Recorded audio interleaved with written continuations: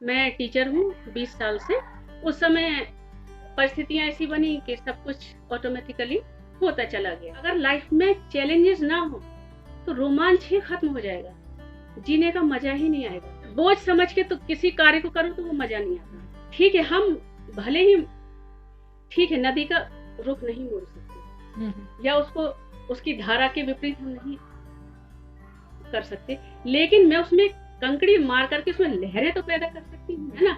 जिस दिन लाइफ में कुछ करने को नहीं होता है मैं तो उस दिन परेशान हो जाती हूँ। तो लेकिन मुझ में ये कमी थी, तो मैंने अपनी बेटी को मतलब हाँ कि भाई नहीं, जो ये गलत बात थी मेरी।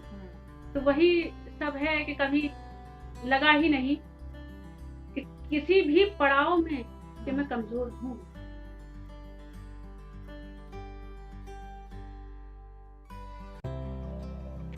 तो आप सभी का एक बार फिर से स्वागत है हमारे शो में every woman has a story.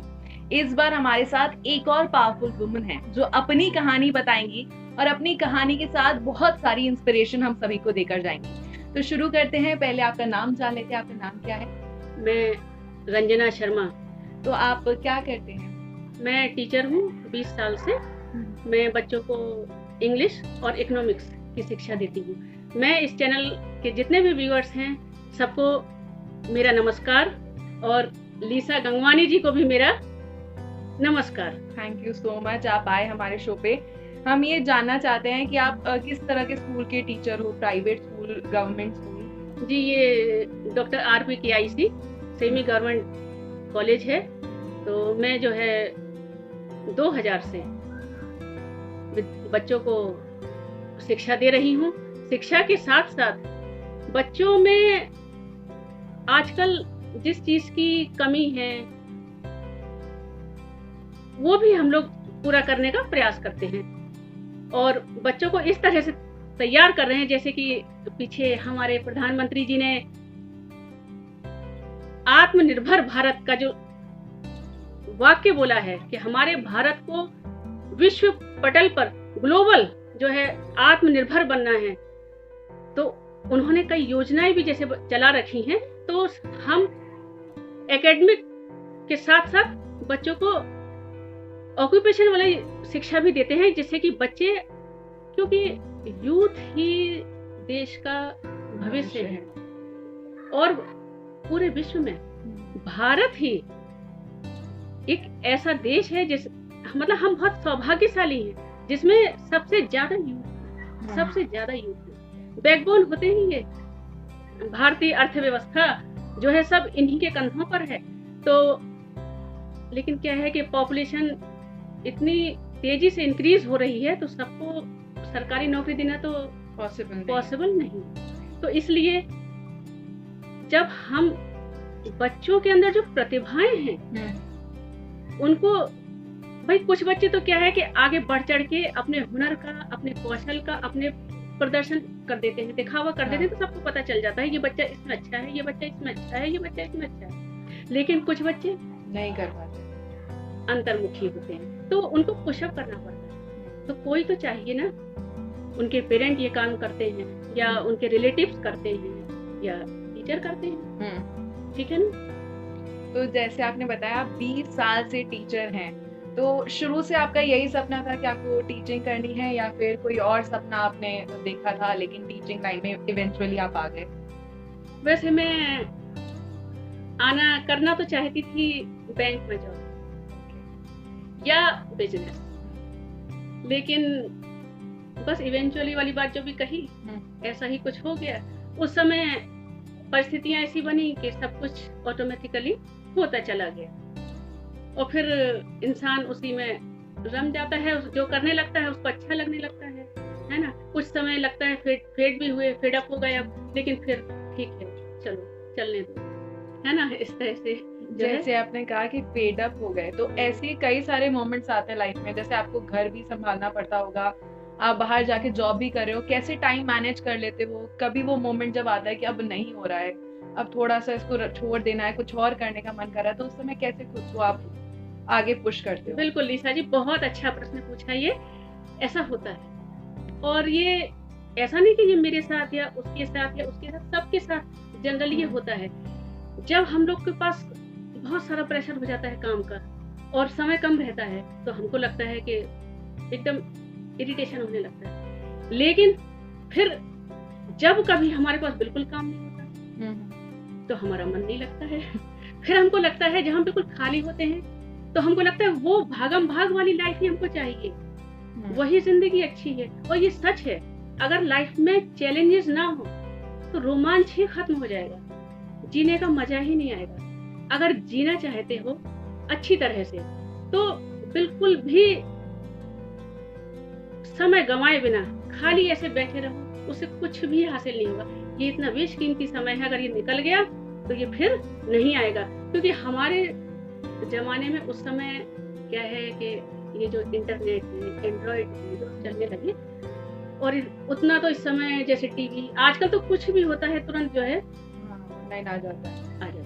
अब जैसे देखिए, और वैसे भी मैं तो शुक्रगुजार हूँ इस पेंडेमिक का, जिसने जो है आईसीटी सेक्टर में मतलब छोटे छोटे बच्चों को भी, मतलब हम लोगों को भी जो 50, 60, 70s के हैं, 40s के हैं, जो इतना नहीं आता था, बस कॉल कर लिया, थोड़ा सा व्हाट्सएप चला लिया, बस इतना ही। लेकिन अब जो हम लोग गहराई हम लोग को नहीं पता थी, हम लोगों ने वो जाना। तो जैसे कि फिर वही बात आती है कि मोदी जी ने एक बार बोला था कि आपदा में अवसर। हाँ, कितनी अच्छी बात बोली थी। देखिए उनके मुंह से निकला हुआ हर शब्द देशवासी, मतलब देश का हर नागरिक उसको दिल की गहराइयों से अपनाता है। तभी तो देख लीजिए विश्व में कोरोना ने कहर मचाया, लेकिन भारत ने कितनी अच्छी तरह से इससे निकला बाहर, हंसते खेलते। यहाँ तक कि हमारे छोटे छोटे बच्चे वो भी कितनी अच्छी तरह से इससे बाहर आ गए। वरना जो आजकल 24 में से 18 घंटे 16 घंटे भागम भाग वाली जिंदगी में रम चुके होते हैं, मस्त हो चुके होते हैं, और फिर एकदम से घर बैठने पड़े। तो सोचिए आपके कितना डिप्रेशन, कितना मेंटली उनको डिप्रेशन हुआ होगा। यहाँ तक कि बच्चों को भी स्कूल भी बंद हो गए, घर पर ही उनको जो है शिक्षा।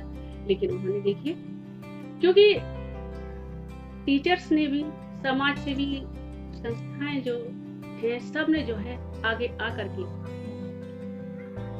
अपने, सबके हाथ में एंड्रॉइड फोन ही, सब ने जो है इस तरह से बच्चों के लिए, टीचर्स ने भी पढ़ाया और बच्चे बोर ना हो, बिजी रहे।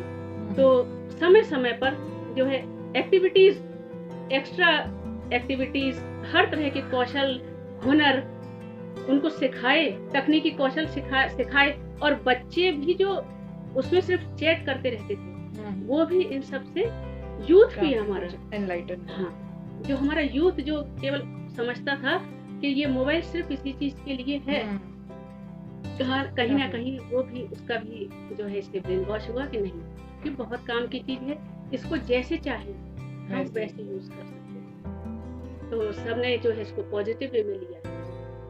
बहुत बढ़िया बात बताई आपने। इसके साथ ही थोड़ा हम जानना चाहेंगे कि आपके घर में कौन कौन है?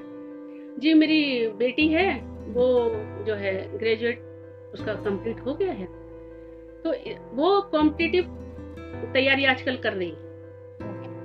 तो मतलब आपकी, जैसे आपने बताया बेटी है, तो आप उसके लिए ऐसा है कोई ड्रीम देखती हैं जो आप खुद के लिए पूरा नहीं कर पाए, तो आप कहते हैं कि तुम ये करने की कोशिश करो, शायद तुम्हारा वहाँ पे लक चमक जाए या तुमको वो करने का मौका मिले? नहीं, मेरा मानना थोड़ा सा इस तरफ से ये है कि बच्चों पर हम अपने, जैसे जो हम नहीं कर पाए, तो मान लीजिए हम अपना अगर फ्रस्ट्रेशन उन पर जैसे डालते हैं, बोझ डालते हैं, तो नहीं। मेरा मानना आजकल ये है कि तुम जिस चीज में अच्छी हो, अगर बच्चे को नहीं पता तो हम सिर्फ मैं उसको केवल सलाह दे सकती हूँ कि ये बेटर है, ये बेस्ट रहेगा। तो मतलब हम उसको रास्ता सुझाने का कार्य कर सकते हैं, है ना, कि यहाँ पर भी कर सकते हो, ये भी कर सकते हो, एक ये भी ऑप्शन है, ये भी ऑप्शन है, ऐसा भी कर सकते हो। पर मेरा मानना ये नहीं कि अगर जैसे मैं नहीं कर पाई तो वो सब वो कर ले, नहीं। मेरा मतलब है कि तुम जिसमें अच्छी हो, तुम्हें जो लगता है भाई, फिर बोझ समझ के तो किसी कार्य को करो तो वो मजा नहीं आता। अगर 100% आप ना दे पाए किसी कार्य में, मान लीजिए किसी मजबूरी बस आपने वो कार्य कर दिया कहने से, तो नहीं। अगर मेरा मतलब है कार्य चाहे छोटा ही हो, है ना, और भाई ये बात तो बिल्कुल सत्य है कि हर बड़ी जो बड़ा कार्य होता है उसकी शुरुआत तो छोटे से ही होती है ना। तो बस मेरा ये है कि जो भी करो भले ही छोटा कार्य करो, लेकिन आप उसमें अपना 100% डालिए, आप उसमें अपना 100% दो। बहुत अच्छी बात है। एक और चीज हम आपसे जानना चाहेंगे, क्योंकि आजकल जो यूथ है वो, जैसे आपने कहा कि वो फ्यूचर है हमारे, लेकिन यूथ ऐसा लगता है बहुत ज्यादा स्ट्रगल्स फेस करते हैं, छोटी छोटी चीज में परेशान हो जाते हैं। और आपने तो सिंगल हैंडेडली सब कुछ हैंडल किया है, चाहे घर हो, जॉब हो, आपकी बेटी का फ्यूचर हो।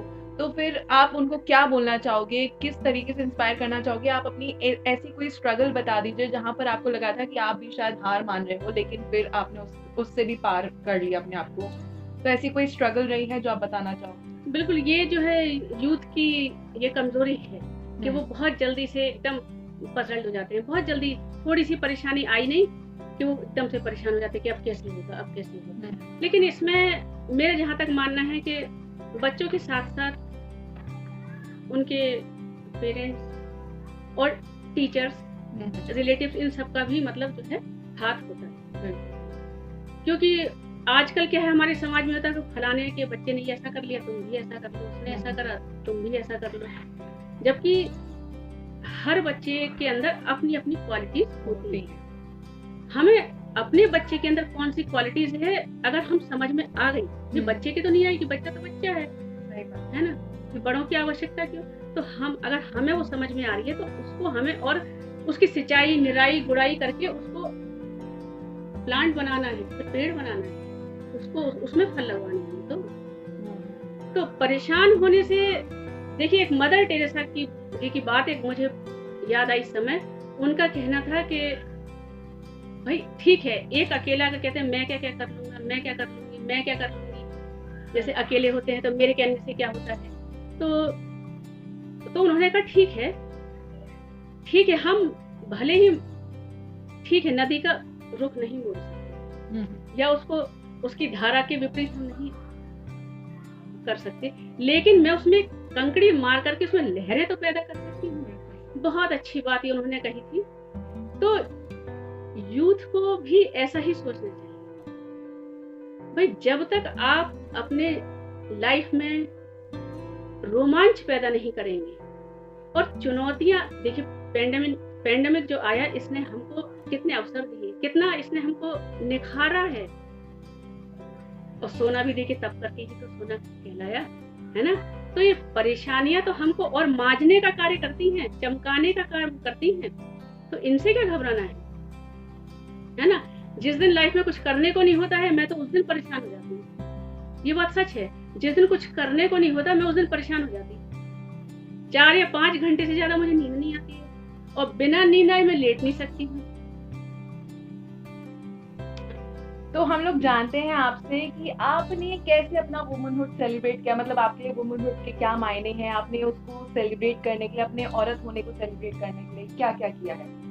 देखिए हमारे घर में शुरू से, हालांकि हम 4 बहन और एक भाई, लेकिन उसके बाद भी हमारे घर में ऐसा माहौल ही नहीं था कि लड़की और लड़के को भेद। पापा ने मुझे शुरू से ही, जब मैं बहुत छोटी थी तब से मुझे बेटे की तरह पाला, बड़ा किया। तो वही सब है कि कभी लगा ही नहीं कि किसी भी पड़ाव में कि मैं कमजोर हूँ, कभी भी नहीं लगा।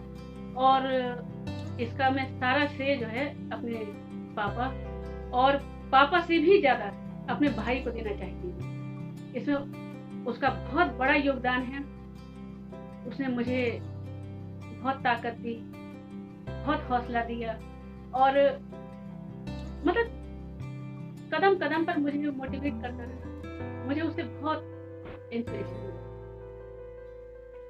तो हम लोग ने देखा, जाना किस तरीके से विमेन एम्पावरमेंट जो है घर से ही शुरू हो जाता है, और जब ऐसी एम्पावर्ड वुमन हो जो खुद के सशक्तिकरण के साथ साथ दूसरों को भी सशक्त करें, तो वुमनहुड अपने आप ही सेलिब्रेट वर्दी हो जाता है।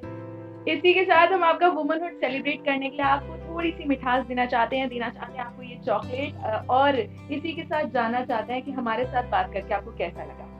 मुझे इस मंच से या इस चैनल पर लीसा जी आपने बुलाया, आपका बहुत बहुत धन्यवाद। और मैं आप सबसे यही कहना चाहती हूँ, जो भी व्यूअर्स हैं, ऑडियंस हैं, जो सुन रहे हैं, देख रहे हैं इस चैनल को, ये बहुत ही मोटिवेट करने वाला चैनल है। और हर बच्चे को, हर लेडी को ये चैनल देखें, इसे लाइक करें, सब्सक्राइब करें और इसको बढ़ाने में, इस चैनल को बढ़ाने में लीसा गंगवानी जी का सहयोग करें, जिससे कि एक उभरती हुई मास कम्युनिकेशन की छात्रा, स्टूडेंट कंप्लीट हो गया ना, तो इनको जो है, इनका और हौसला बढ़े। इनके इसी हौसले को, इस जज्बे को हम सलाम करते हैं, क्योंकि इन्होंने जो अपने चैनल के माध्यम से जो एक मुहिम छेड़ी है या मुहिम शुरू की है, वो बहुत ही पॉजिटिव वे में जा रही है और ये महिलाओं के लिए बहुत आगे जाएगी, महिलाओं को बहुत आगे लेकर जाएगी, उनके अधिकारों को बताएगी। अगर कहीं कोई कमी है, क्योंकि बहुत सारी स्वयंसेवी संस्थाएं भी आगे आ रही हैं, और उसी क्रम में एक और ये प्लेटफॉर्म है जो महिलाओं को और सशक्त बनाएगा, जिससे कि महिलाएं स्वयं भी सशक्त होंगी और अपने आस पड़ोस, अपने परिचितों में भी इस मुहिम को आगे ले जाएंगी, एक अलग जगाएंगी। थैंक यू सो मच, आप हमारे साथ जुड़ी। आपसे बात करके हम तो इंस्पायर हुए हैं, आई बिलीव हमारी ऑडियंस भी बहुत इंस्पायर हुई होगी, और साथ ही हम ऐसी ही वंडर वुमेन के किस्से, कहानियां आप तक पहुंचाते रहेंगे, उनके वुमनहुड को सेलिब्रेट करते रहेंगे। आप हमारे साथ जुड़े रहिए, बने रहिए, और भी कहानी आपके रास्ते आती रहेंगी। शुक्रिया।